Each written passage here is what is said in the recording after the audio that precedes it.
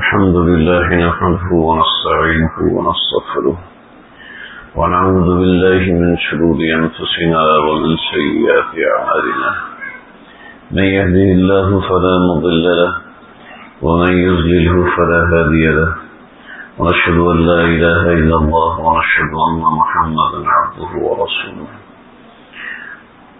أما بعد فأعوذ بالله من الشيطان الرجيم بسم الله الرحمن الرحيم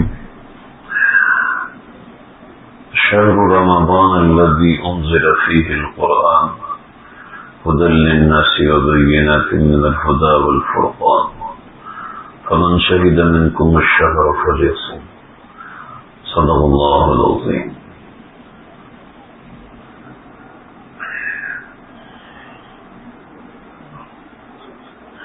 مسلمان وہ نہیں ہوتا جو لا الہ الا اللہ محمد رسول اللہ پڑھے، بس اس چیز کا نام مسلمان نہیں ہے. اسلام ایک تحریک کا نام ہے. سنتے ہیں نا ہم سب کہ جب اسلام آیا تو مسلمانوں پر ظلم و ستم کیا جانے لگا. تو ظلم و ستم کیوں ہوا؟ ایویں کوئی کسی کو مارنے لگتا ہے. آپ علیہ الصلوۃ والسلام نے صحابہ کو تحریک دی کہ مسلمان محرک ہوتا ہے، مسلمان ہر وقت موٹیویٹڈ ہوتا ہے، مسلمان ہر وقت کچھ کرنے کو، کچھ کر گزرنے کو تیار ہوتا ہے. اس کا نام مسلمان ہے. مسلمان متبع ہوتا ہے. مسلمان اپنی مرضی کا مالک نہیں ہوتا. مسلمان کو اپنی مرضیات اللہ کی مرضیات کے مطابق کرنی ہوتی. جب مسلمان یہ مسلمان ہوتا ہے تو اس کو اسلام کا مزہ آتا ہے. اس کو پتہ چلتا ہے کہ مجھے میرے دنیا میں آنے کا کوئی مقصد ہے. ایسے ہی جیسے اولئک کالانعام بل هم اضل اور ایک جگہ ہے بل هم اضل سبیلا. ابھی میں مسجد میں تھا تو میرے نمازی شدت کے ساتھ پریشان اور بہت شدید ان کو پریشان. یہ مجھے قرآن کی دیجیے گا پسند. تو انہوں نے کہا جی میں بہت زیادہ پریشان ہوں. بوڑھے آدمی 77 ان کی عمر. کہنے لگے میں بہت زیادہ پریشان ہوں. میں نے کہا خیریت ہے؟ کیا مسئلہ ہے؟ کیا تکلیف ہے؟ تو کہنے لگا مجھے قرآن کی ایک آیت نے پریشان کیا ہے اور میں رات بھر سو نہیں سکا. اللہ اکبر. میں نے کہا بھی بتائیے میں کیا مدد کر سکتا ہوں اس کے اندر. تو کہنے لگے کہ ایک آیت ہے جس آیت نے اندر سے ہلا کے رکھا ہوا ہے. میں دیکھتا ہوں اگر مجھے وہ آیت ملتی ہے تو میں آپ حضرات کو سناتا ہوں کہ اللہ تعالیٰ نے کس طریقے سے ایک بندے کو فکر پیدا کی.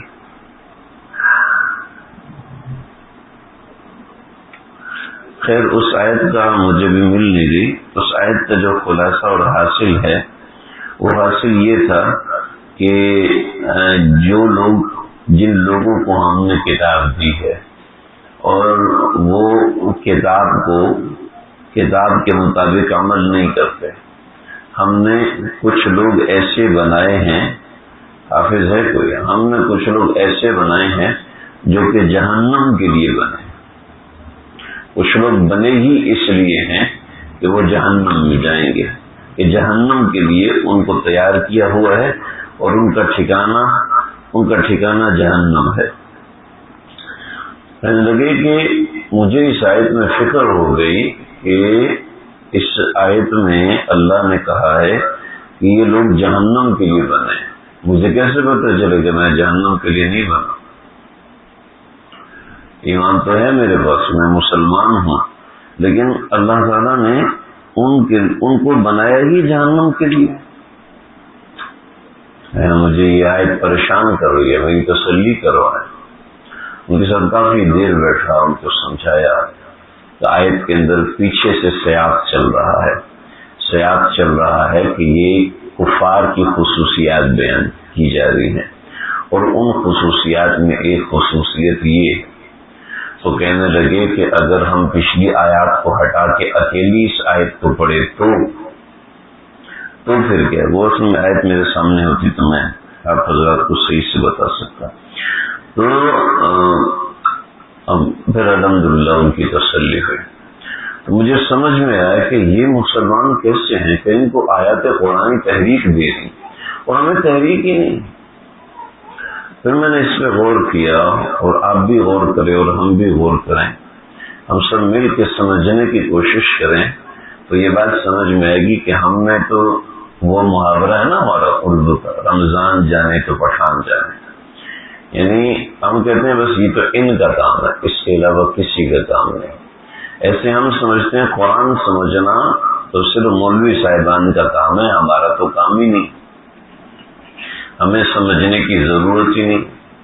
دیکھو جی، طلب العلم فریضۃ علی کل مسلم، طلب علم ہر مسلمان پہ فرض ہے، ایسے قرآن کا سمجھنا بھی فرض ہے۔ یہ نہیں کہ آپ کو ترجمہ آتا ہو، ایٹ لیسٹ اتنا ہو کہ قرآن کے معنی کو پڑھا تو ہوا ہو، قرآن کا ترجمہ پڑھا تو ہوا ہو، اس کو بار بار پڑھا جائے، بار بار سیکھا جائے، بار بار سمجھا جائے، پوچھا جائے کہ بھی یہ آیت مجھ سے کیا کہہ رہی ہے۔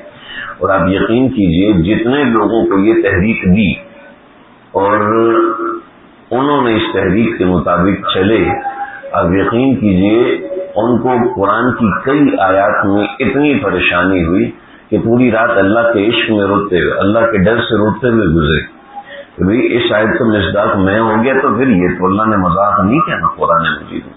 تو قرآن مجید میں جو مضامین اللہ نے ذکر فرمائے وہ کوئی اہم تو نہیں ہے، بڑے اہم مضامین ہیں، تو اللہ نے مجھ سے کہا ہے نا، اور اللہ مجھ سے اتنی بڑی بات کر رہے ہیں اور مجھے پتہ ہی نہیں، مجھے دھیان نہیں، مجھے توجہ نہیں۔ اس سے ایک مسئلہ نکلتا ہے ہماری قوم کی، مسلم امہ کی۔ مسلم امہ آج یہ مسلم امہ ہے، آج سے پہلے جو مسلم امہ تھی وہ آج یہودی کہلاتے ہیں، وہ آج عیسائی کہلاتے ہیں۔ تو یہ پہلے امت مسلمہ تھی، ہماری دوسری امت مسلمہ ہے۔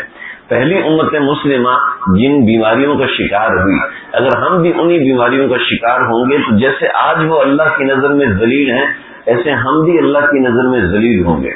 تھے تو آبا و تمہارے ہی مگر تم کیا ہو، ہاتھ پر ہاتھ ذرے منتظر فردا ہو۔ اقبال نے قوم کو ہلایا ہے کہ تیرے کعبے کو جب بھی نو سے بسایا کس نے، تیرے قرآن کو سینوں سے لگایا کس نے، پھر بھی ہم سے یہ گلہ ہے کہ وفادار نہیں، ہم وفادار نہیں تو بھی تو دلدار نہیں۔ اقبال نے کہا اس کو اٹھا کے جیل میں ڈال دیا۔ 1 سال کے بعد جواب شکوہ لکھا، تو جواب شکوہ میں سمجھایا، میرے کعبے کو سینوں سے لگایا کس نے، میرے کعبے کو جبینوں سے بسایا کس نے، میرے قرآن کو سینوں سے لگایا کس نے، تھے تو آبا وہ تمہارے ہی مگر تم کیا ہو، ہاتھ پر ہاتھ دھرے منتظر فردا ہو۔ مجھے ساری نہیں آتی، اور بڑا اہم مضمون اقبال نے سمجھا۔ آج ضرورت ہے اس مضمون کی کہ ہم غفلت میں جا رہے ہیں، اور غفلت کس چیز کی ہے؟ غفلت ہمارے اندر ہمارے دین کی غفلت۔ پیسے کمانے میں کوئی غفلت نہیں، روٹی کمانے میں کوئی غفلت نہیں۔ جو غافل ہوتا ہے وہ کاہل ہوتا ہے، اس کا گھر دکھا دیتا ہے یہ غافل آدمی، یہ کاہل آدمی، اور جو محنتی آدمی ہے اس کا گھر، اس کا کھانا، اس کا پینا، اس کا لباس بتا دیتا ہے یہ محنتی آدمی ہے۔ تو ایسا ہمیں ہمارا کردار کیوں نہیں بتاتا کہ ہم کون سے مسلمان ہیں؟ وہ کردار ہمیں خود بتائے، کیٹیگرائز کرائے کہ ہم کس طرح کے مسلمان ہیں۔ اگر ہمارے اندر اسلام کی تحریک نہیں، ہمارے رمضان کے آنے سے ہمارے معمولات میں فرق نہیں، اور رمضان کے آنے سے ہمارے اخلاقیات میں فرق نہیں، تو یہ بڑی توجہ کی بات ہے اور اس سے پریشانی ہونی چاہیے۔ اس کی بنیادی وجہ غفلت ہے۔ جب انسان غافل ہوتا ہے تو غفلت کے اندر انسان جو چاہے کہے، غفلت کے اندر انسان جو چاہے کرے، غفلت کے اندر انسان نشے میں جاتا ہے، غفلت کے اندر انسان نشہ، تکبر کا نشہ بھی نشہ ہوتا ہے، اپنی صفات کا نشہ بھی نشہ ہوتا ہے، اپنے پیسے کا نشہ بھی نشہ ہوتا ہے۔ تو یہ غفلت انسان کو نشے میں لے کے جاتی ہے، غفلت انسان کو اللہ سے دور کرتی ہے۔ رمضان کا مہینہ، 5 وقت کی نماز، یہ ہمیں غفلت سے جانانے کے لیے ہے۔ ذکر اللہ کے اتنے فضائل، اور یہ سب چیزیں اللہ نے اس لیے بتائی۔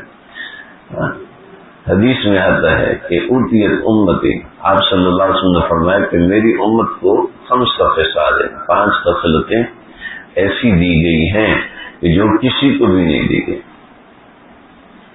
لم یعط احد من قبل، اس سے پہلے کسی کو اللہ نے نہیں عطا فرمایا۔ اس میں سب سے پہلی خلوف فم الصائم اطیب من ریح المسک، کہ روزے دار کے منہ کی بو اللہ تعالیٰ کو مشک عنبر سے زیادہ پسند ہے۔ تو حضرات نے بتایا ہے کہ اس کا مطلب ہے جنت کے اندر جب روزے دار جائے گا تو اس کے ہاں ایسی خوشبوئیں ہوں گی جو جنت میں اور کسی کے پاس نہیں ہو سکتی۔ جو روزہ رکھنے کا عادی تھا، خلوف فم الصائم۔ بعض حضرات نے کہا نہیں، جب قیامت کے دن قبروں سے اٹھیں گے تو نمازی کی پہچان ہوگی کہ اس کے ہاتھ چمک رہے ہیں، اس کا چہرہ چمک رہا ہے، اور روزے دار کی پہچان ہوگی کہ اس کے منہ سے اتنی زبردست خوشبو آ رہی ہوگی جو پورے میدان قیامت میں اور کسی کے منہ سے نہیں آئے گی۔ اللہ کرے یہ دونوں صفات ہم سب کو نصیب ہوں۔ اس میں صرف رمضان کے روزے نہیں آتے، مطلب روزے کا عادی ہو۔ ایک آدمی ایسا تو نہیں جب وہ پیسے دے رہا ہے تو اس وقت سخی ہے، جب وہ پیسے نہیں دے رہا، سویا ہوا ہے تو اب وہ سخی نہیں، اب وہ بخیل ہو گیا، ایسا تو نہیں ہوتا۔ تو ایسے ہی ایک نمازی ہے تو روزے دار ہے، ہو سکتا ہے اللہ یہ دونوں صفات نصیب فرمائے۔ جس کو اللہ خوشبو سے نوازیں گے، جس کا اللہ جسم چمکائیں گے تو اس کو سڑنے کے لیے چھوڑ دیں گے، آگ میں جلنے کے لیے چھوڑیں گے نہیں، چھوڑیں گے انشاءاللہ۔ لیکن یہ ایک تو یہ مطلب ہے، لیکن ایک مطلب بہت زبردست ہے، ہمارے اکابرین نے لکھا ہے اور بڑا شاندار ہے۔ اس کو سمجھنے کے لیے میں چاہوں گا کہ ہم تخیل میں جائیں اور ذرا سوچیں۔ دیکھیں جی، جس سے انسان کو محبت ہوتی ہے نا، اس کی ہر چیز انمول لگتی ہے۔ مجھے بتایا کہ جو اس طرح کی چیزیں بکتی ہیں جو انمول ہوتی ہیں، جیسے میاں داد کا بیٹ تھا، وہ بیٹ تو آتا تھا اس زمانے میں 200 روپے کا، اور یہ بکا پتہ نہیں کتنے کروڑ کا۔ کیوں جی؟ ان لوگوں کو اس سے محبت ہے، اس نے ہمیں یہ فائدے کروائے تھے، اس سے محبت ہے۔ محبت کی کوئی قیمت نہیں ہوتی، بولی لگتی ہے، اس کا آپشن ہوتا ہے، ایک سے ایک جو سب سے زیادہ لگاتا ہے اس کو دے دیتے ہیں، ویلیو اس کی بھی نہیں ہوتی، یعنی یہ بھی ویلیو سے کم ہی محسوس ہوتے جب بھی وہ جا کے خریدتا ہے۔ وہ 100 روپے کی چیز ہے، کروڑ میں بک رہی ہے، محبت کی وجہ سے، محبت کی وجہ سے اس کی ویلیو بڑھ جاتی۔ اس کا مطلب یہ ہوا کہ محبت کے اندر کوئی ویلیو نہیں ہوتی، بلکہ وہ ان لمیٹڈ ہوتی ہے، اوپر سے اوپر جاتی ہے۔ دیکھو اللہ ہم سے کہہ رہے ہیں جو تمہارے منہ کی بو ہے، اطیب من اللہ ریح المسک، اللہ کے حضور میں وہ مشک اور عنبر سے بھی زیادہ محبوب ہے۔ یعنی خوشبوؤں میں مشک اور عنبر سے زیادہ بڑی خوشبو نہیں ہے، آج تک دنیا میں نہیں، خوشبوؤں میں ان سے بڑی خوشبو نہیں ہے۔ اللہ کہہ رہے ہیں کہ یہ تمہارے منہ کی بو مجھے ان سے بھی زیادہ پسند ہے۔ یہ بات سمجھ میں آ رہی ہے؟ اس کو تھوڑا سا آگے سمجھیں۔ یہ اگر ہم اللہ سے کہہ رہے ہوتے تو بات سمجھ میں آتی، یہ اللہ ہم سے کہہ رہے ہیں، یعنی اللہ کو اپنے بندے سے ایسی محبت ہو رہی،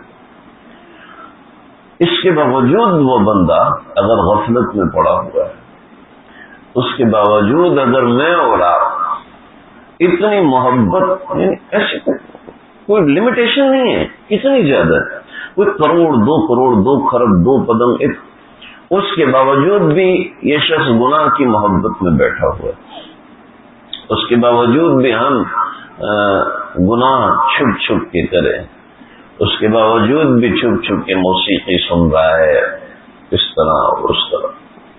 تو کیا مطلب ہے؟ کیا مطلب ہے؟ وہ کہتے ہیں نا ہم نے تمہیں دل دیا دلدار سمجھ کے، تو نے اس کو بھائی دیا نسوار سمجھ کے. تو نا ویسے یعنی اس نے میری محبت کی قدر ہی نہیں کی. یہ بندہ اللہ کے ساتھ کر رہا ہے، ہوئے ہوئے کتنا بڑا جرم کر رہا ہے. کہ اللہ تو کتنی محبت، کوئی حد نہیں. اور یہ اس رمضان کے باوجود دیکھو اللہ کو ناراض کر رہا ہے. میرے دوستو بتاؤ یہ کون سی محبت ہے جو ہم اللہ کو جتا رہے ہیں؟ یہ کون سی محبت ہے جو ہم اللہ کو دکھا رہے ہیں؟ حدیث میں آتا ہے قیامت کے دن، مشکات کی روایت، یہ ترغیب کی روایت ہے، مجھے بھول رہا ہے. قیامت کے دن اللہ تعالیٰ کرامن کاتبین کو ظاہر کریں گے. کرامن کاتبین فرشتے نا جو اعمال لکھتے ہیں، تو وہ فرشتے ظاہر ہوں گے. جب ظاہر ہوں گے تو برائیاں لکھنے والا ایک فرشتہ ہوگا اور اچھائیاں لکھنے والے فرشتے اس کی زندگی کے حساب سے ہوں.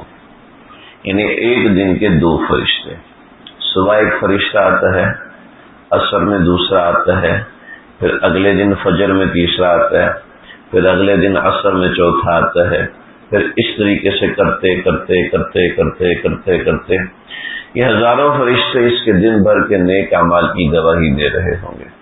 اور یہ ایک فرشتہ اس کی برائیوں کی گواہی دے رہا ہوگا کہ یہ اتنا برا تھا، یہ اتنا تھا، ایسا تھا، ویسا تھا.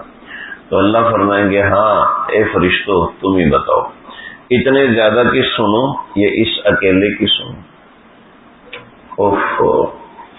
دوستو اتنی زیادہ محبت کے بہانے کون کرتا ہے؟ تھوڑا سا بات غصہ کر کے کر دو تو ماں بھی ناراض ہو جاتی ہے، بیوی بھی ناراض ہو جاتی ہے. جس نے زندگی بھر کھلایا پلایا، جس نے زندگی بھر ساتھ سلایا، وہ باپ بھی ناراض ہو جاتا ہے. گلے سے لگا کے سلانے والی ماں بھی ناراض ہو جاتی ہے.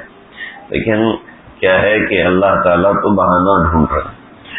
اسی اللہ کو رمضان جیسے مہینے میں انسان صرف اپنی لذت کی خاطر ناراض کرے. دیکھو اس کے لیے صرف اتنی سی تقریر کافی نہیں ہوتی. یہ تقریر تو میں بھی تھوڑی دیر میں بھول جاؤں گا، آپ بھی بھول جائیں گے. اس کے لیے انسان تربیت کرواتا ہے، اور جب تربیت ہوتی ہے تب انسان بڑھ سکتا ہے. میں سب کو نا 5 کروڑ دوں نہیں، سارے کل ڈاکٹر بن کے آ جاؤ. کیوں بھی حمزہ بھائی پیسے دوں 5 کروڑ لوگ کل سارے ڈاکٹر بن کے آ جاؤ. بن جائیں گے ڈاکٹر سارے؟ نہیں بن سکتے. اگر وہ خبردار کل جو ڈاکٹر نہیں بنا نا اس کو گولی سے اڑا دیا جائے گا تو بن جائیں گے ڈاکٹر. وہ ایک آدمی نے اعلان کیا نا رمضان کا مہینہ ہے، مرغیوں سب 2 انڈے دو، سب 2 انڈے دو. جس نے 2 انڈے نہیں دیے اس کو ذبح کر دوں گا. اگلے دن آیا ساری مرغیوں نے 2 انڈے دیے. ایک مرغی کے نیچے دیکھا 1 انڈا، بڑا پریشان ہوا، اس کو اٹھایا ذبح کرنے لگا. تو مرغی کہتی حضور بات تو سن لیں. کیا ہوا؟ یہ میں نے 1 دیے بڑی مشکلوں سے، ورنہ میں تو مرغا ہوں. میں کیسے انڈا دے سکتا؟ اللہ اکبر. تو اب یہ مرغا تو انڈا نہیں دے سکتا. تو ایسے لالچ لے کے ایک دن میں کوئی ڈاکٹر نہیں بن سکتا. گولی کے ڈر سے کوئی اگلے دن ڈاکٹر بن کے، ہاں جعلی ڈاکٹر، جیسے یہ مرغا جعلی انڈا لے کر آیا تھا، ایسے تو بن سکتے لیکن ڈاکٹر نہیں بن سکتا. ایسے سچا اور پکا مسلمان ایک تقریر سننے سے نہیں بن سکتا، ایک کتاب پڑھنے سے نہیں بن سکتا. ہاں جی کل سے میں ولی اللہ ہوں، بس آج سے ابھی سے میں ولی اللہ ہوں، ایسا نہیں ہوتا. ہاں توبہ طائب بن جائیں گے، عابد بن جائیں گے، تھوڑی سی عبادت کر کے تھوڑی سی تلاوت کر کے عابد بن جائیں گے.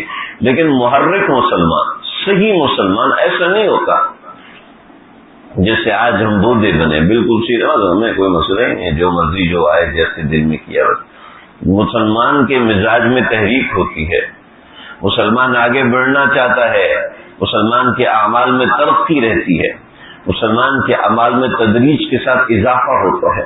اس رمضان میں یہ اعمال تھا، اگلے رمضان اس سے زیادہ بہتر ہوگا، اس سے اگلا رمضان اس سے زیادہ بہتر ہوگا، یہ کیا پچھلا رمضان بھی غفلت میں گزرا، یہ رمضان بھی غفلت میں گزرا، تو کیا فائدہ ہمیں، اللہ رب العزت نے ہمیں اتنا فرق دیا۔ ایک صحابی ایک غزوے میں شہید ہو رہے ہیں، اور غزوے میں شہید ہوئے، اور اگلے صحابی 1 سال کے بعد انتقال ہوا، تو آپ نے فرمایا کہ دونوں کو اللہ نے ایک جتنی جنت عطا فرمائی۔ تو صحابہ حیران ہوئے کہ یا رسول اللہ یہ کیا مطلب ہوا، دونوں کو ایک جتنی جنت فرمایا، کہ کیا سمجھتے ہو، اس کے 1 سال کے روزے زیادہ تھے، اس کے 1 سال کی نمازیں زیادہ تھے، اس کے 1 سال کے اعمال زیادہ تھے، تو کیا یہ پیچھے رہ جائے گا اور اس کا درجہ اس سے کم ہو جائے گا؟ اللہ کے ہاں اعمال کی بڑی اہمیت ہے، ہم اعمال کو معمولی نہ سمجھیں۔ ایک تو ہماری یہ مسئلہ بہت ہے، بے نفل ہے، چھوڑو یار، یہ تو سنت ہے۔ صحابہ کرام کسی عمل کو اس لیے سنتے تھے کہ وہ عمل کرنا چاہتے تھے، ہم اس عمل کو اس لیے سنتے کہ ہمیں اس کی فقہی حیثیت پتہ چل جائے، بس۔ یہ کون سا مسلمان ہے؟ ایک نو مسلم جب مسلمان ہوا، سردی کے زمانے میں پشاور میں جماعت گئی، تو وہ بستر پہ آنے لگا تو تلاش کرنے لگا کہ گرم پانی ملے۔ سب نے کہا تو وضو کر کے سونا کوئی فرض تو نہیں ہے نا، سو جو ایسے ہی سو جاؤ۔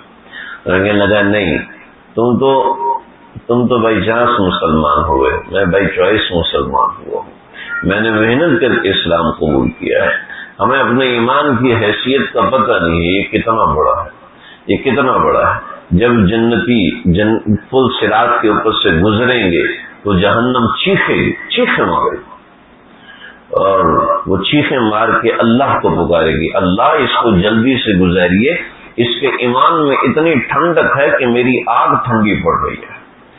حالانکہ جہنم کی آگ کی گرمی تو ہم سمجھ نہیں سکتے۔ مشکات کی روایت، آپ نے فرمایا کہ جہنم کی آگ کو 1000 سال تک جلایا گیا، اور 1000 دنیا کے سال نہیں، پتہ نہیں کون سے سال، 1000 سال تک جہنم کو جلایا گیا، تو اس کی آگ جلتے جلتے جلتے جلتے سفید ہو گئی، اتنی سفید کہ نظر نہیں آتی تھی، تو اس کو اور دہکایا گیا، اور 1000 سال تک دہکاتے دہکاتے دہکاتے اس کی آگ سرخ ہو گئی، اور پھر اس کو 1000 سال تک اور دہکایا گیا، تو دہکتے دہکتے اس کی آگ سیاہ پڑ گئی، یعنی سیاہ ہوگی۔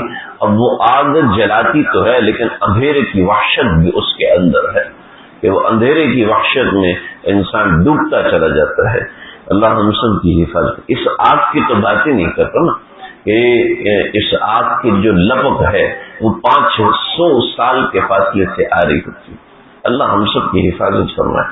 تو یہ آگ نہیں، بلکہ اس آگ میں سے صرف 1 لوٹا پانی جو اس کے اندر کھول رہا ہے، اگر سمندر میں ڈال دیا جو تو سارے سمندر ابلنے لگے گے، اتنا گرم اس کا پانی ہے۔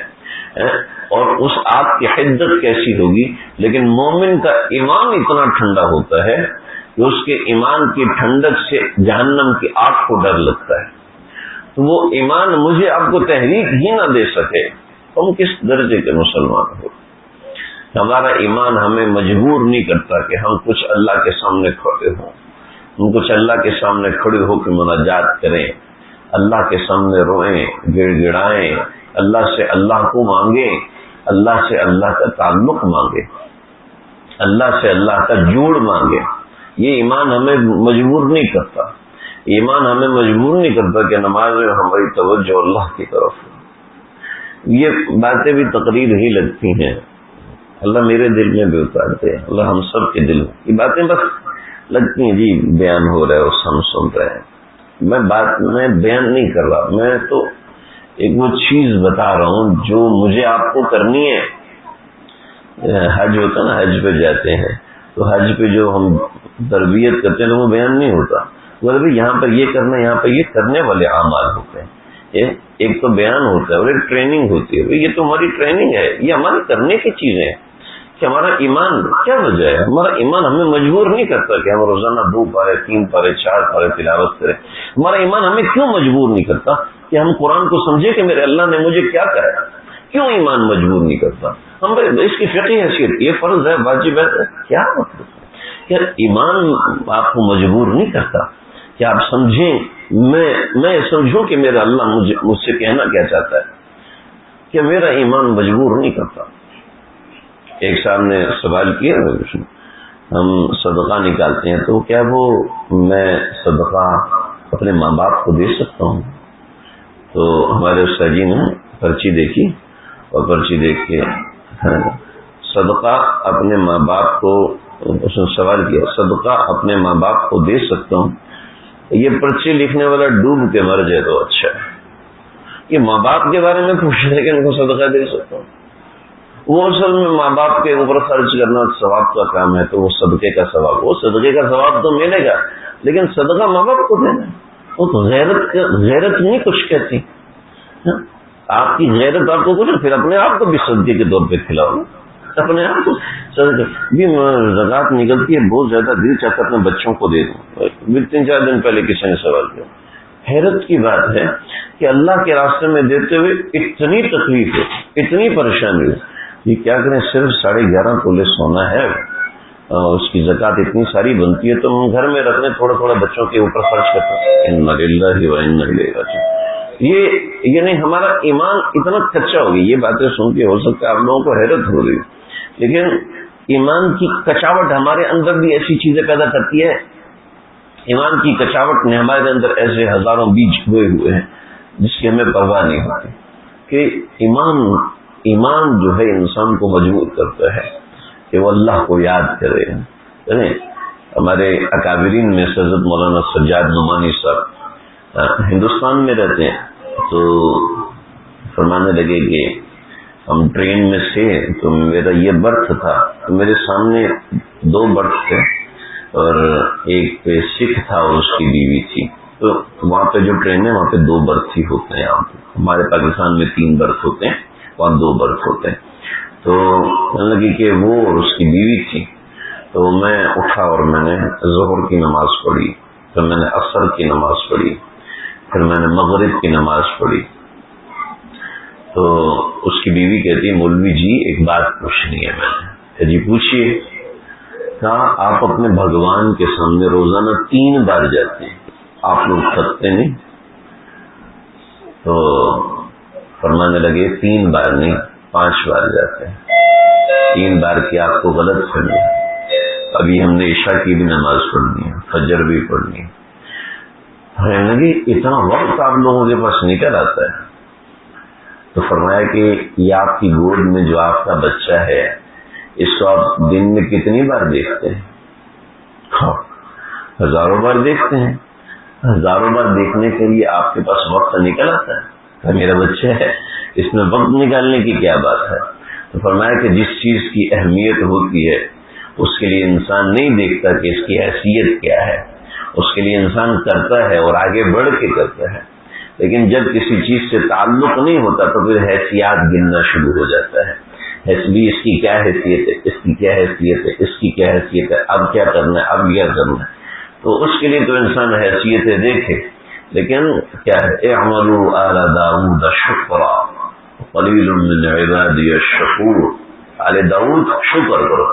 آل داؤد نے شکر کا کیا طریقہ کیا تھا؟ شکر کا طریقہ یہ کیا تھا کہ گھر میں ہر وقت اللہ کی عبادت ہوگی. چنانچہ گھر کے اشخاص کو متعین کیا تھا کہ یہ اتنی دیر عبادت کریں گے، یہ اتنی دیر عبادت کریں گے اور یہ اتنی دیر عبادت کریں گے. امت محمدیہ میں بھی ایسے لوگ آئے کہ جنہوں نے ان چیزوں کو تحریک دی. اور کیا تھا؟ ملکہ زبیدہ ہارون رشید کی جو بیوی تھی، انہوں نے کیا کیا؟ انہوں نے گھر کے اندر 80 حافظات کو مقرر کیا کہ بھی تمہاری ڈیوٹی ہے، تم آپس میں طے کرو، جیسا بھی کرو مجھے نہیں پتا. گھر میں ہر وقت، ہر لمحہ، ہر گھڑی قرآن کی تلاوت ہونی چاہیے. اور گھر کے محل کے اس جگہ پر 40 برس تک ایک لمحہ بھی ایسا نہیں گزرا تھا جس میں وہاں پر قرآن کی تلاوت نہ ہوئی ہو. چاہے عید کا دن ہو، چاہے رمضان کا وقت ہو، چاہے افطار کا وقت ہو، ہر وقت وہاں تلاوت چلا کرتی تھی. یہ ایمان انسان کو مجبور کرتا ہے کہ وہ طرح طرح کے طریقے نکالے اللہ کو یاد کرنے کے. مختلف طریقے سوچے کہ میں نے کیسے اللہ کو یاد کرنا ہے. اور میں حیران ہو جاتا ہوں. میرے تعلق والے کسی دوسرے ملک میں، انہوں نے مجھے تصویر دی، کافی ساری پرچیاں بنی ہوئی ان کے پاس. اور انہوں نے وہ کہا کہ ہم نے اپنے بچوں میں کمپٹیشن رکھا ہے، مقابلہ رکھا ہے کہ جو بچہ آج کے پورے دن میں جو نیک عمل کرے گا اس کو وہ پرچی دی جائے گی، تو وہ پرچی ایک ٹوکن ہوگی۔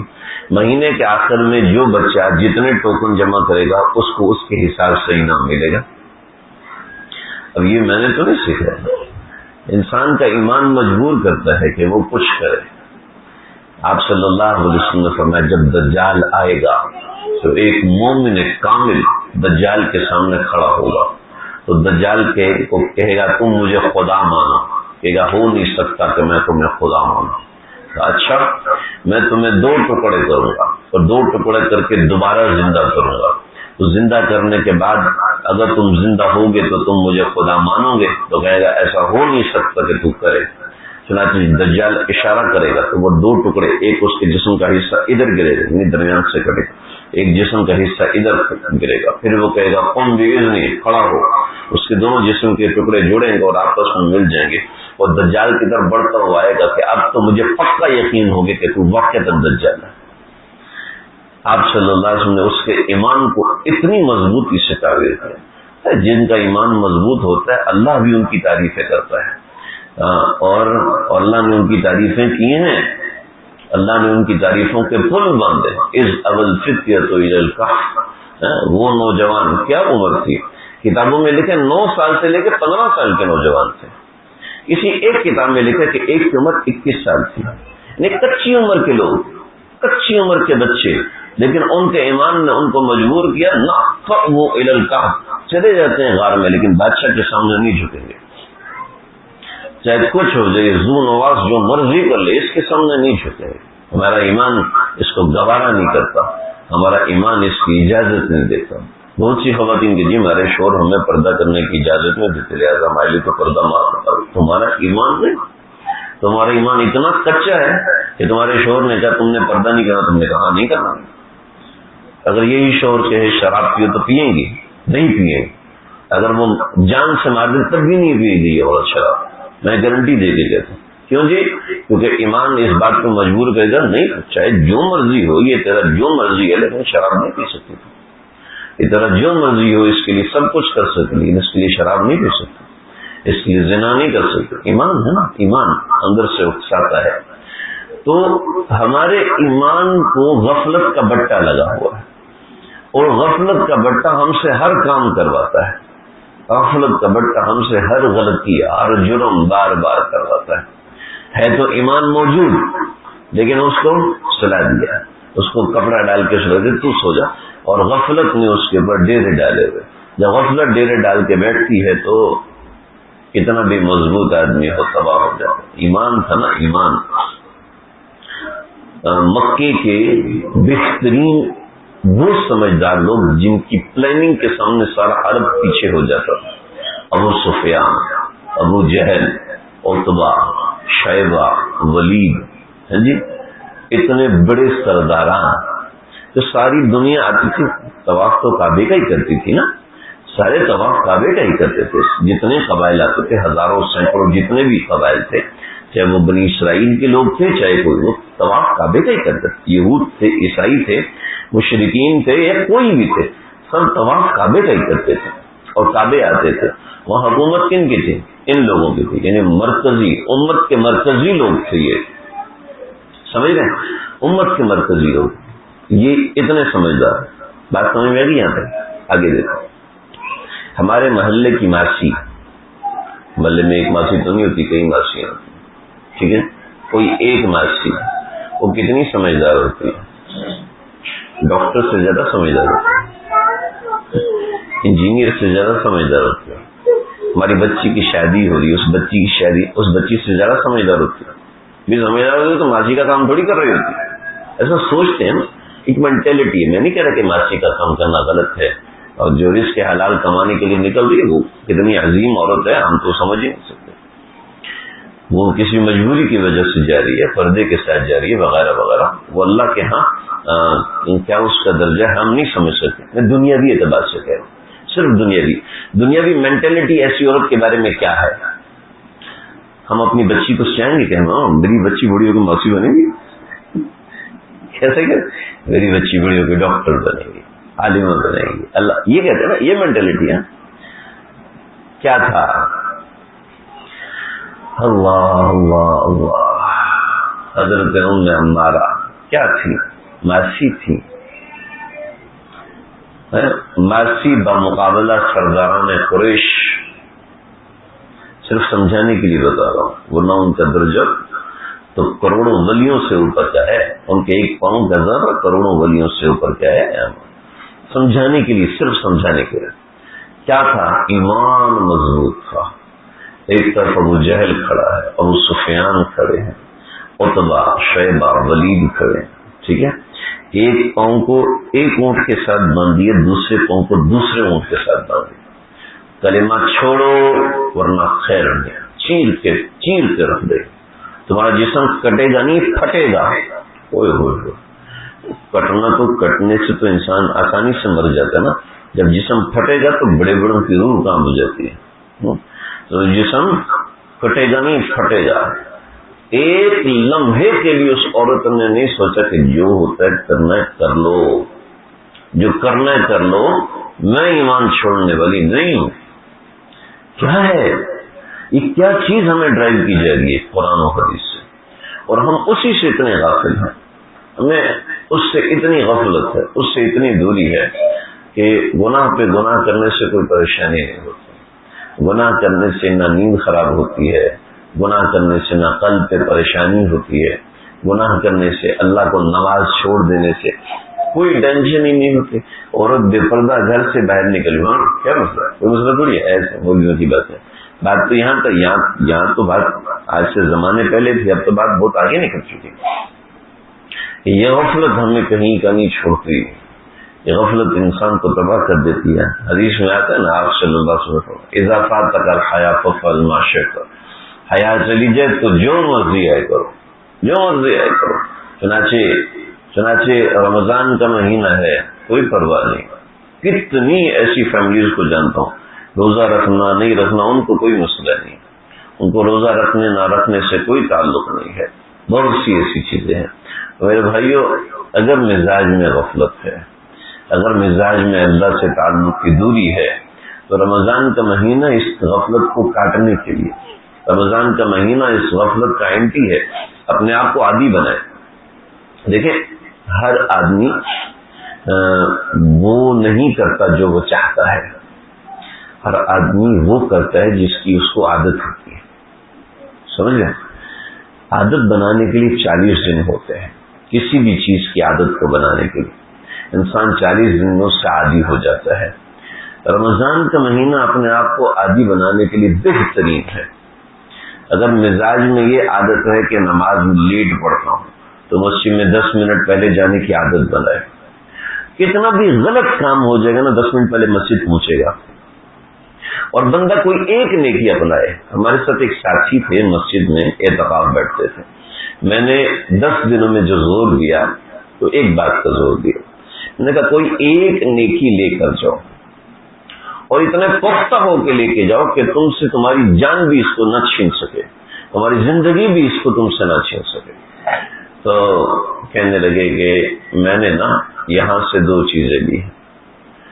ایک یہ کہ میں داڑھی رکھ رہا ہوں، تو یہ داڑھی مجھ سے کوئی نہیں چھین سکتا. اور دوسرا، میں قضا نمازیں پوری کر رہا ہوں. میں 2 سے 3 سال کے بعد بتایا کہ الحمدللہ میں نے قضا نمازیں پوری کر لی. اچھا، اس کے ساتھ ایک اور آدمی بھی تھا. یہ ایک آدمی کا تو میں سب کو سناتا ہوں. ایک اور آدمی بھی تھا. اس نے کہا میں بھی یہ 2 عزم کرتا ہوں. تو اس کی ماشاءاللہ تو نہیں کہنا چاہیے، صبح جب عید کی نماز میں ملا تو داڑھی صاف ہو چکی تھی. اور قضا نمازیں کیا، اصل نمازیں بھی چھوڑ دی. اور جی میری بیوی جو ہے نا وہ فلاں درس میں جاتی تھی، انہوں نے بتایا داڑھی تو کچھ بھی نہیں، ایسے تمہارے مولوی صاحب نے کر دی. بہانہ مل گیا نا. 10 دن میں کیا اتنی تحریک بھی نہیں ملی تھی کہ ایمان زندہ ہوتا، لیکن بہانہ مل گیا. جو انسان عادی ہوتا ہے نا، عادت ہوتی ہے، وہ عادت انسان خود بناتا ہے، عادت انسان خود بگاڑتا ہے. جی میں کہوں عبداللہ بھائی یہاں سے بھاگنا ہے ٹینک چوک پر، ٹھیک ہے، عبداللہ بھائی پہنچ جائیں گے ٹینک چوک پر. میں درمیان میں 3 دفعہ کبھی گھٹنا پکڑوں گا، پھر سانس پکڑوں گا، پھر فون کروں گا، ڈاکٹر صاحب یہاں درد ہوگی، آپ کیا کروں؟ تو آپ سے میرے بھائی کے ساتھ ایک صاحب تھے، ان کو ڈاکٹر نے کہا آپ کا وزن کم از کم 19 کلو کم ہونا چاہیے۔ تو فجر کے بعد بھائی واک کرتے تھے مسجد سے، امام صاحب آج سے ہم بھی تمہارے ساتھ واک کرے گا، ٹھیک ہے۔ وہاں سے نکلے، آگے فٹ پاتھ ہے، فٹ پاتھ سے چلتے چلتے چلتے سفورا چلیں گے، وہاں تھک گئے۔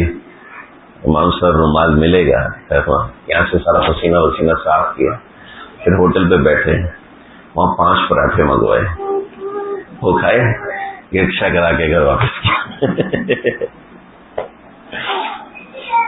کہتے ہیں میں اسی ٹھیک ہے، ہمیں ہمارے کو کوئی ضرورت نہیں پتلا ہونے کی، وزن گرانے کی کوئی ضرورت، بندہ بہت خوار ہو جاتا ہے۔ اور دوسرے آدمی ہے روزانہ 10 کلومیٹر، میرے ساتھ میں ایک دفعہ جمعہ پڑھانا تھا مجھے، تو کور کمانڈر نادر شاہ، اپنا نام IM 59.6، میری عمر 59 سال 6 مہینے بھی گنے ہوئے۔ وہ کہتے ہیں میں نے زندگی میں کبھی گولی نہیں کھائی۔ میں نے کہا کیا راز ہے؟ کیا راز یہ ہے کہ میں روزانہ 5 کلومیٹر چلتا ہوں۔ ان کو مسئلہ ہی نہیں 5 کلومیٹر چلنے میں، ان کو کوئی مسئلہ ہی نہیں۔ حج پہ ہم گئے تھے، تو حج پہ گئے تو مجھے تو پتہ نہیں تھا یہ موبائل جو ہے نا آپ کے فٹنگ کاؤنٹ کرتا ہے۔ تو واپس آئے تو بھائی نے کہا تم کتنا چلے ہو؟ مجھے کیا پتا کتنا چلے، تو کیا موبائل میں ہوتا ہے۔ تو دیکھا کہ ایک دن الحمدللہ ہم 52 کلومیٹر چلے تھے، ایک دن 65 کلومیٹر چلے، 25-26 کلومیٹر تو روزانہ چلنے کا مسئلہ ہی نہیں تھا۔ جب یہاں پر آئے تو مسجد افسر سے ہم باہر واک کے لیے گئے، تو وسیم بھائی اور دوسرے ساتھی میرے ساتھ تھے، کہ یہاں تک پہنچ گئے نا، چیک پوسٹ نمبر 1 تک پہنچ گئے، تھوڑا سا بیٹھ جائیں، کیا ہوا ہے؟ مجھے پتہ بھی نہیں، اور یہ سارے ہانپ رہے ہیں۔ عادت انسان کو تبدیل کر دیتی۔ اس مہینے میں انسان کی اچھی عادات کی پروان ہوتی ہے، ان اچھی عادات کو پکا کریں، جیسے صبح جلدی اٹھنا، یہ عادت بن جاتی ہے اس مہینے میں۔ اب کیا ہوتا ہے، رمضان کے آگے نکل کے وہ عادت ساری خراب کر دیتا ہے۔ چاہے رات جتنی دیر سے سو، صبح ٹائم پہ آنکھ کھل جاتی ہے، کیوں؟ عادت بن گئی۔ اب یہ اس عادت کو پکا کرنا ہے۔ اسی طریقے سے کوئی 1-2 عادات اس کو اپنے مزاج کے اندر لے کر آئیں۔ حضرت تھانوی رحمۃ اللہ علیہ کے ہاتھ پہ نا ایک چور بیٹھ ہوا، تو کہنے لگا کہ حضرت میں غلط کام کرتا ہوں، وہ بھی آپ کو نہیں بتاؤں گا، آپ مجھے کوئی ایک عمل بتا دیں، میں وہ عمل ضرور کروں گا۔ دیکھو اللہ نے جذبہ ہر بندے میں رکھا ہے، اس جذبے کے اوپر کبھی ہماری عقل حاوی ہو جاتی ہے، بھئی یار میں تو پاگل ہوں ایسے کروں گا، کبھی ہماری عقل حاوی ہو جاتی ہے، کبھی ہماری عقل حاوی ہو جاتی ہے، اور کبھی ہمارا علم حاوی ہو جاتا ہے۔ اور جو انسان عمل کرنے والا ہوتا ہے نا، وہ ایک دفعہ جب عمل کرتا ہے اللہ اس کے لیے راستے کھولتا ہے۔ کہ دین عام طور پر نا زیادہ ذہین لوگوں کو ایکسیپٹ نہیں کرتا، جو بہت زیادہ ذہین بنتے ہیں نا ان کو دین ایکسیپٹ نہیں کرتا، جو اپنے آپ کو تابع بناتے ہیں دین ان کو ایکسیپٹ کرتا ہے۔ کئی لوگ آتے ہیں مولوی صاحب میرے سوال ایسے ہیں، آج تک کوئی جواب بھی نہیں دے سکا، میں نے تمہاری تقریر سنی، مجھے کافی سمجھ میں آیا، میں آپ سے سوال کرنا چاہتا ہوں۔ بھائی مجھ سے سوال نہ کریں، آپ مجھ سے سوال نہ کریں، میرے پاس بھی آپ کے سوالات کے جوابات۔ جی میں ایک صاحب کا فون آیا، میں نے اتنا عرصہ حضرت شیخ الاسلام مفتی تقی عثمانی صاحب کے ساتھ گزارا، اتنا عرصہ میں نے 2-3 حضرات کا نام، بڑے بڑے حضرات کا نام دیا، ان کے ساتھ گزارا ہے۔ مجھے یہ لوگ یہ بات نہیں سمجھا سکے، میں نے تمہاری تقریر سنی ہے اور یہ مجھے فلاں بندے نے قائل کیا ہے، ہمارے محلے کے ساتھ قائل کیا، اور وہ ماشاءاللہ ان کو اپنے وہ بھی میری طرح کے تھے، ان کو اپنے بہت سی باتیں سمجھائیں، مجھے بھی سمجھائیں گے؟ میں نے کہا نہیں بھائی مال میں آپ کو نہیں سمجھا سکتا، کیونکہ میرے ساتھی کہنے لگے آپ ٹرائی تو کریں، میں نے کرنی، دین کا مزاج ہی نہیں ہے، دین کا مزاج نہیں۔ جو اتنے پنچایتی لوگ ہوتے ہیں نا ان کے لیے قالوا سلام ہے۔ اگر میرے آپ کے مزاج میں پنچایت ہے تو پنچایت کو ختم کریں، مایوس نہیں ہونا چاہیے۔ اگر مزاج میں بہت زیادہ سمجھداری، میں بہت سمجھ رہا ہوں، میں بہت ہوں۔ اللہ کے نبی صلی اللہ علیہ وسلم بار بار ابو جہل کے گھر جا رہے ہیں، کبھی آپ نے تصور کہ بار بار ابو جہل کے گھر جا رہے ہیں، بار بار فلاں کے گھر جا رہے ہیں، بار بار لوگوں کا ہاتھ پکڑ کے سمجھا رہے ہیں، ایسا کون کرتا ہے؟ ہم جیسے لوگ کریں گے؟ سیدھے لوگ کرتے ہیں۔ جو جتنا اتباع کرنے والا ہوتا ہے وہ دین میں اتنی طرح بہت اوپر جاتا ہے، بہت اونچے مقام تک جاتا ہے۔ شرط ہے کہ اس کے مزاج میں اتباع ہو۔ تو زیادہ سمجھدار دین کو نہیں چاہیے، زیادہ عقل مند، وہ بہت زیادہ پوچھے ہوئے افلاطون قسم کے لوگ دین کو نہیں چاہیے۔ دین کو وہ لوگ چاہیے جو اتباع کرنے والے ہیں، زیادہ پنچایتوں میں پڑھنے والے۔ جی اس اشکال کا جواب کیا ہے، اس اشکالات کے جوابات ایسے ہیں کہ آپ کا دماغ گھوم جائے گا، لیکن شرط ہے کہ ماننے والا ہو۔ حضرت مولانا امین صفدر اوقاڑوی صاحب رحمۃ اللہ علیہ یہ رئیس المناظرین سے آپ لوگ خط سنیں گے، سناؤں ان کا ایک قصہ سناتا ہوں۔ حضرت ایک مرتبہ ڈیرہ اسماعیل خان میں ایک پیر صاحب نے فتنہ مچایا اور کہنے لگے بڑے بڑے مولوی آئے اور سب کو گھما دیا، فلانا ڈھماکا۔ اب مولانا امین صفدر اوقاڑوی صاحب عالم نہیں تھے، صحیح، لیکن ہم چونکہ ان کا علمی کام اتنا بڑا ہے اس وجہ سے ان کو عالم علامہ کہہ دیتے ہیں، ورنہ عالم نہیں تھے۔ تو حضرت پہلے غیر مقلد تھے، تو حضرت کسی عالم دین کے پاس آئے، اور ایک ہوتا ہے سوال کروں وہ جواب دیتے، سوال کروں گا پھر جواب، تو ان کو میں چپ کراؤں گا۔ تو حضرت نے نہ کچھ ان سے ابھی جب یہ صحیح مسلمان نہیں ہوئے تھے تو کہنے لگے میں نے آپ سے کچھ سوال کرنا ہے۔ فرمایا بیٹا سوال کرنے ہیں یا اعتراضات کرنے ہیں؟ کہ نہیں سوال کرنا۔ کہ پکی بات ہے سوال کرنا؟ ہاں سوال کرنا۔ اور میں کتنے مولویوں کو چپ کرا چکا تھا، تو کہنے لگے پکا ہے نا؟ کہ جو پہلے وضو کرو، 2 رکعت نماز پڑھو اور اللہ سے مانگو کہ اللہ میں سوال کرنے جا رہا ہوں، مجھے واقعتاً طلب ہے، آج صحیح بات میرے دل میں ڈال دیجیے۔ اور میرا مزاج تو اعتراض کرنے کا مقابلہ کرنا تھا، میں نے کہا میں ان کو پاگل بناؤں گا سب کے سامنے۔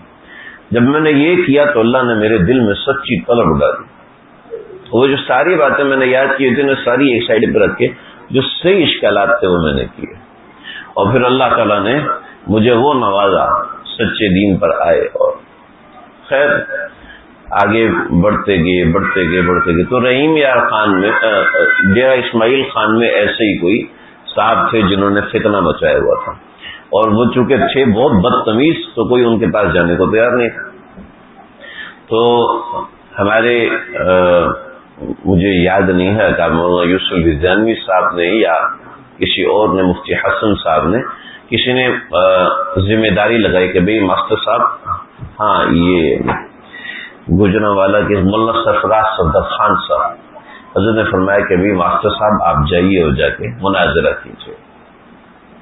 حضرت نے اپنا بستہ اٹھایا، ٹرین میں بیٹھے اور وہاں پہنچ گئے۔ اب وہاں کے لوگ ڈرے ہوئے، یہ بڑا مولوی ہے اور یہ ہمارا آ گیا تھیلا اٹھا کے، پتہ نہیں اس کو کچھ آتا بھی ہے کہ نہیں آتا، تو یہ لوگ ڈرے ہوئے۔ تو کہنے لگے جی بلاؤ پیر صاحب کو بلاؤ۔ تو کہنے لگے آپ کیا پیر صاحب کو ہم کیا مناظرہ کریں گے، آپ کا جو کرایہ لگے ہم دے دیتے ہیں، آپ واپس چلے جائیں۔ کہا نہیں کوئی مسئلہ ہی نہیں، آپ اس کو ایک دفعہ بلاؤ۔ تو وہ تو آنے کو تیار نہیں، اس کے کافی سارے ساتھی ہوتے ہیں۔ کہا ٹھیک ہے کوئی مسئلہ نہیں میں جاؤں۔ اپنا بستہ اٹھایا اور ادھر چلے گئے۔ تو جانے لگے تو لوگوں نے کہا حضرت تھوڑا سا نہا لیں، مٹی شٹی بہت زیادہ ہے۔ ہاں چلو ٹھیک ہے، ادھر انتظار کر لیتے ہیں۔ اوکاڑا سے وہاں پہنچے، ظاہر بات ہے اس زمانے کے اندر کوئی ایسا تو تھا نہیں، وہاں پہنچے تو انہوں نے کہا کہ واقعہ مناظرہ کرنا تھا، ٹھیک۔ تو 130 صفحات کی شرائط لکھی کہ یہ شرطیں ہیں مانتے ہو، تو پہلے ان کو پڑھ لو اور اس کے بعد اگر متفق ہو تو ہم کر لیں مناظرہ۔ تو حضرت نے شرطیں دیکھی سب پہ، آخر میں ٹک لگایا، کہا جو شرائط قرآن و حدیث کے مطابق ہیں اس پہ میں متفق ہوں۔ نیچے اپنا نام کہا چلو شروع کرو، کس موضوع پہ آنا ہے۔ اب وہ ڈر گیا کہ میرے سامنے اس کو لے کے اچھی کچھ چیز بھی ہوگی نا۔ تو فرمانے لگے کہ بھائی جب وہ ایک مسئلے پہ آئے، اس مسئلے پہ بحث کی کہ جی یہ حدیث اور یہ کا حدیث ذرا پڑھ کے سناؤ. جب اس نے حدیث پڑھ کے سنائی تو ظاہر بات ہے اس میں جو چیزیں تھیں وہ کرنے کے بعد یعنی وہاں سے اس پیر کا خاتمہ ہوا کہ جو اس نے تباہی مچائی ہوئی تھی. وہ چونکہ علمی مناظرہ علماء کی صف کی چیز ہے، آپ لوگ سمجھ نہیں پائیں گے حدیث کے مستدل اور یہ نہیں اتنے بڑے آدمی. لیکن کیا ہے کہ جب نیت صحیح ہوگی، جب اپنی عقل کو ایک طرف کر کے اتباع میں لگے تو اللہ تعالیٰ نے مزاج میں تبدیلی پیدا کی.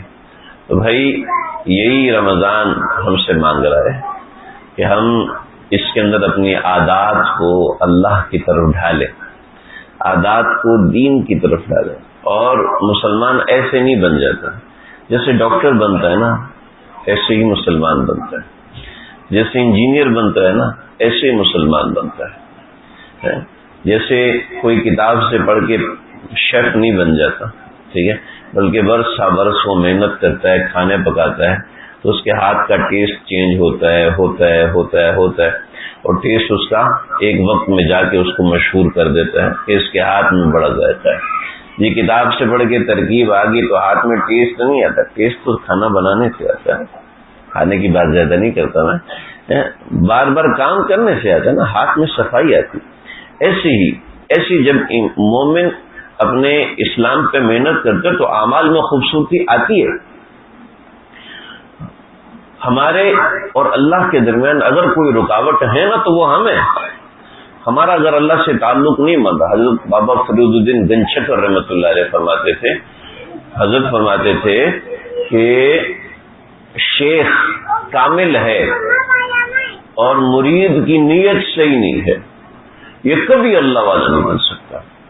اور شیخ ناقص در ناقص ہے، نقلی، 2 نمبر، گھٹیا، پیسے کی وجہ سے پیر بنا ہوا ہے اور جناب ویڈیو کی وجہ سے پیر، اور لوگ مشہوری اشتہاری پیر بنا ہوا ہے، اپنے عملیات کی وجہ سے پیر بنا ہوا ہے.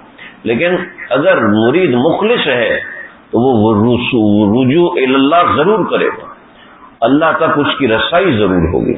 ہم نے اللہ تک رسائی کو ایک کہانی سمجھ لی، بس ہم تقویٰ اختیار کرتے. اللہ تک رسائی انسان کی ہوتی ہے درجہ بدرجہ. انسان کا اللہ سے رجوع ہوتا ہے، اس کا ایمان مضبوط ہوتا ہے، ایمان کے درجات ہوتے ہیں، ذکر کے درجات ہوتے ہیں، پھر اس کو ترقیات نصیب ہوتی ہیں، کیفیات نصیب ہوتی ہیں. ان کیفیات میں کیفیات ایجابی ہوتی، کیفیات سلبیہ ہوتی، بہت سے مقامات ہوتے ہیں جو انسان ذکر اور ایمان کے راستے میں طے کرتا ہے. ایسے یہ چیز نہیں ملتی ہے، بڑے معاملات ہوتے ہیں، انسان اللہ کے قریب ہوتا ہے. اس کا ایک طریقہ یہ رمضان ہے. کچھ چیزیں تو ہم سن لیتے ہیں لیکن بہت سی چیزیں سننے کی نہیں ہوتی ہیں، وہ کرنے کی ہوتی ہیں. جب انسان اس کو کرتا ہے تو پھر چیز آگے بڑھتی ہے، جب نہیں کرتا. ہم جب اس گھر میں آ رہے تھے تو میں نے کہا جی ان سے کہا کہ بھی ہم انشاءاللہ لے لیں گے. تو میرے ساتھ میں نے کہا بھی میں نے تم سے کہہ دیا، پرسوں کہہ دیا، تو ہم آ رہے ہیں یہاں پر.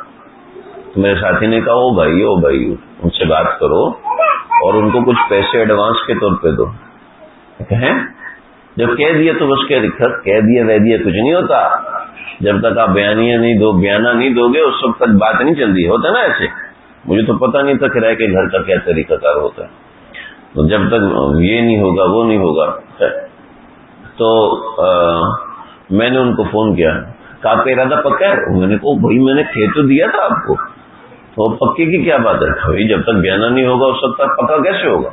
اللہ، پھر وہ ایک فیکٹ سمجھ میں آیا. ہم کوئی چیز بک کراتے ہیں تو اس کے لیے کوئی طریقہ کار ہوتا ہے، ہم کوئی چیز خریدتے ہیں تو اس کے لیے طریقہ کار ہوتا ہے. یہ زبانی کہہ دینے سے خریدی جاتی ہے نہیں. تو دین بس زبانی سوچنے سے، دو چار دن عمل کرنے سے نہیں، ایسے نہیں. اس کے لیے بھی ایسا ہی سیریس ہونا پڑے گا جیسے ہم کسی چیز کو خریدنے کے لیے سیریس ہوتے ہیں.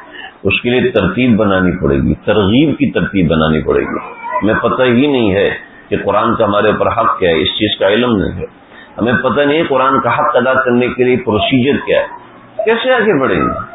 صرف بیان سن لینے سے یہ چیزیں نہیں ہوتی، تربیت کروانے سے یہ چیزیں ہوتی ہیں. بہت سی چیزیں.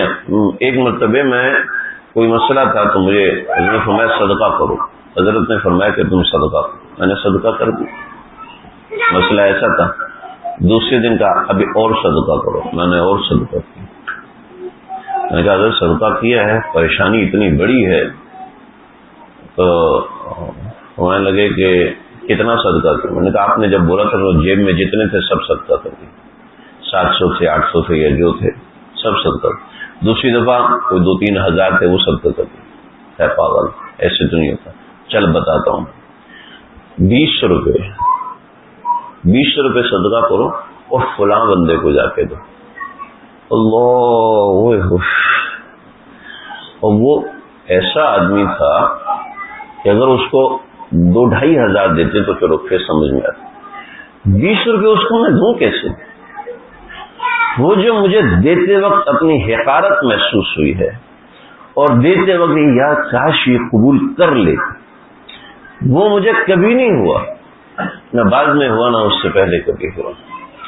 یہ میں ایک مثال دیا آپ کو. اس طرح بہت سے کام ایسے ہیں کہ جو ہم کر تو رہے ہوتے ہیں، اپنے لحاظ سے مطمئن ہوتے ہیں اور یہ تو میرے سے بڑا کون کر رہا ہوگا، لیکن اصل میں اس کے پیچھے صفر لگا ہوتا ہے، کچھ بھی نہیں ہوتا. اس کے پیچھے کیسے طاقت بنتی ہے؟ کیا وہ تربیت سے بنتی ہے، وہ ایسے نہیں بن جاتی. گلی کے نکڑ میں بیٹھا ہوا کوئی بھی بندہ کلینک کھول لے تو کیا لوگ اس کے پاس جانے لگے؟ ہاں، کچھ بے وقوف جانے لگے ہیں، لیکن کسی ڈاکٹر کا پڑھا ہوا، کسی کالج کا پڑھا ہوا، ہاؤس جاب کیا ہوا، جب وہ کھولے گا تو پھر لوگ آئیں گے، اس کے ہاتھ میں شفا بھی ہوگی، چیزیں بھی تبدیل ہوں. اللہ مجھے ہم سب کو سچا مسلمان بننے کی توفیق دے. بیچ رمضان کا درس ہے کہ ہم نے اپنی زندگی میں تبدیلی لے کے، جو آپ علیہ الصلوۃ والسلام نے فرمایا کہ جس نے رمضان کا مہینہ پایا اس کی مغفرت نہ ہوئی وہ ہلاک ہو گئے.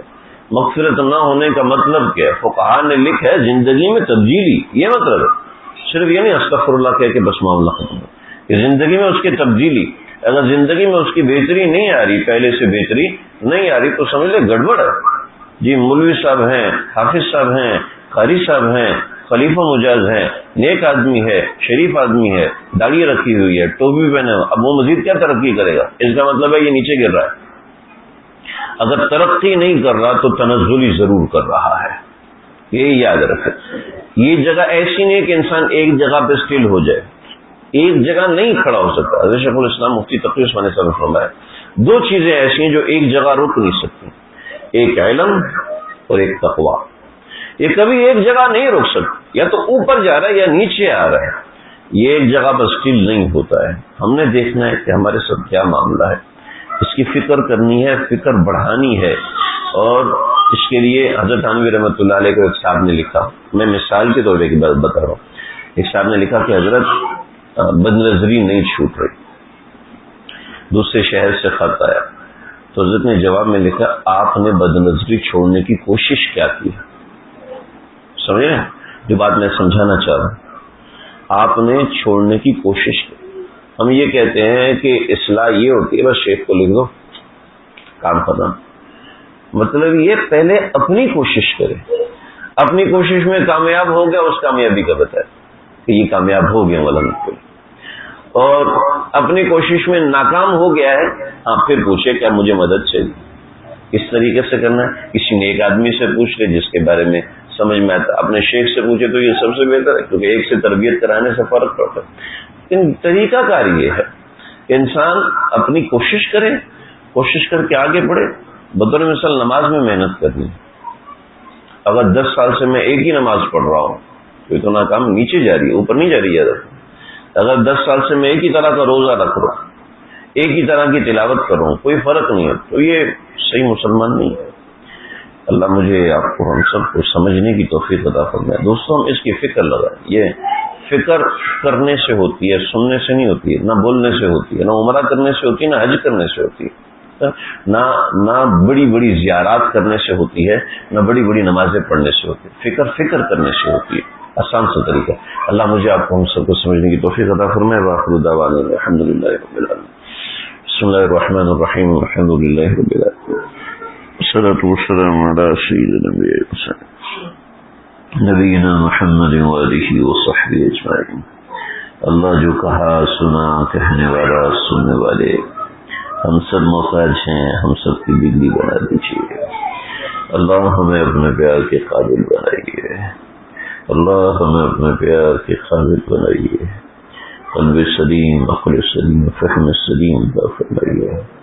اے دونوں جہانوں کے پروردگار، اے دونوں جہانوں کے پالنہار، آپ نے مبارک ترین مہینہ نصیب فرمایا ہے، اللہ اس کی قدر کرنے والا بنائیے، اللہ اس کی قدر کرنے والا بنائیے، نہ قدروں میں شامل نہ فرمائیے۔ یہ مہینہ آپ کے پاس جائے گا اور جا کے ہمارے بارے میں بتائے گا کہ انہوں نے میری ایسی قدر کی کہ میرے آتے ہی تہجد کا اہتمام کرنا شروع کر دیا، میرے آتے ہی روزانہ قیام اللیل پڑھا کرتے تھے، میرے آتے ہی انہوں نے اشراق، اوابین، چاشت، قرآن کی تلاوت کا شغف، آپ کی تسبیحات اور آپ کو یاد کرنے کا شغف انہوں نے اہتمام سے کیا تھا۔ اے اللہ یہ مہینہ ہمارے لیے ایسی گواہی دے کہ انہوں نے دین سیکھنے سکھانے پہ زور دیا تھا۔ اللہ ہمیں دین کی سچی فہم عطا فرمائیے، دین کی سچی سمجھ عطا فرمائیے۔